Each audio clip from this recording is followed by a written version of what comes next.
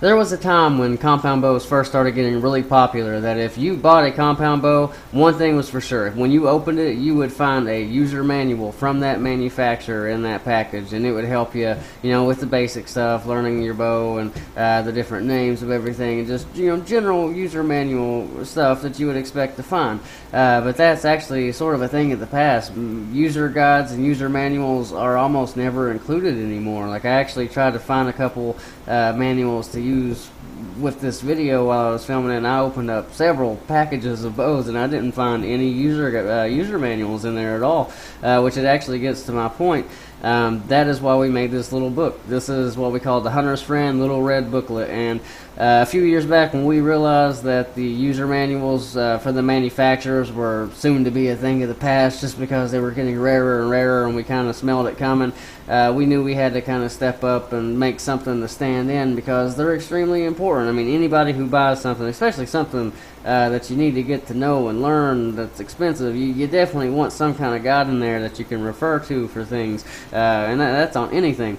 So that's why we made this book. This book will handle explaining as far as all the basics about compound bows go. It's covered. It's going to explain the parts, the components, the different types, the names of the parts. You will not be left in the dark about that at all. We actually ask people to read this before shooting because it explains really important things like how to prevent derailing your bow, which is by shooting with a loose grip, or to not dry fire your bow without with shooting with not having an arrow actually properly knocked or anything. If you shoot without an arrow, obviously the bow is going to blow up, which may seem like common knowledge, but there are people out there that are just getting into it, and they don't know that it's foreign knowledge to them. So that's another reason manuals are so important, and we do cover that in here. This little booklet is basically all of our collective knowledge over the years. Everything that we could possibly work up and think of that we figured may help somebody along the way, we have put in this book. And just straight out of the gate, you'll see, like, we've got a diagram here that'll show you all the different names. This picture, like, if we're referring to a part later in the book, say we're talking about an upper limb or a limb bolt, you can actually come here and refer to it, and it'll tell you what part we're talking about, so you'll be on the same page as far as that goes. All the safety information that you would need to know is here. How to never dry fire a bow. Like I said, that is it's a catastrophe when that happens, and that's caused by just shooting without an arrow, which seems like common knowledge, but it's not always the case. It tells you what happens when you dry fire a bow and how it voids your warranty, how the derailing of the string can happen, how to prevent it, limbs under compression, how that works. Carbon arrow safety and information like that helps you prevent or helps you know how to prevent from shooting a broken or damaged arrow by flex testing it.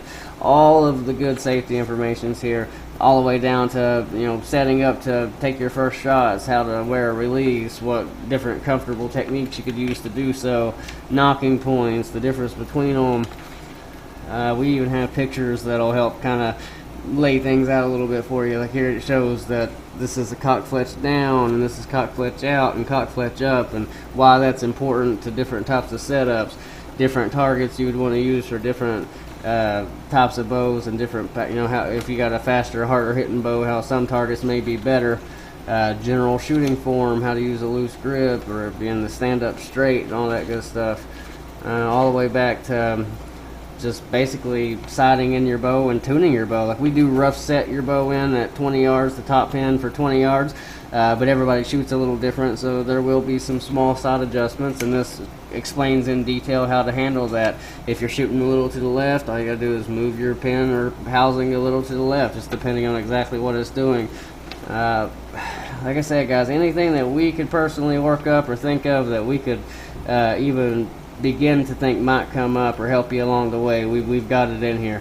So I just wanted to give you guys a sneak peek, even down to adjusting draw length, so that'll all be covered too. You will not be left in the dark if your bow, even if not everything in here applies to your bow as far as the draw length and stuff, there will be something in here that will cover your bow.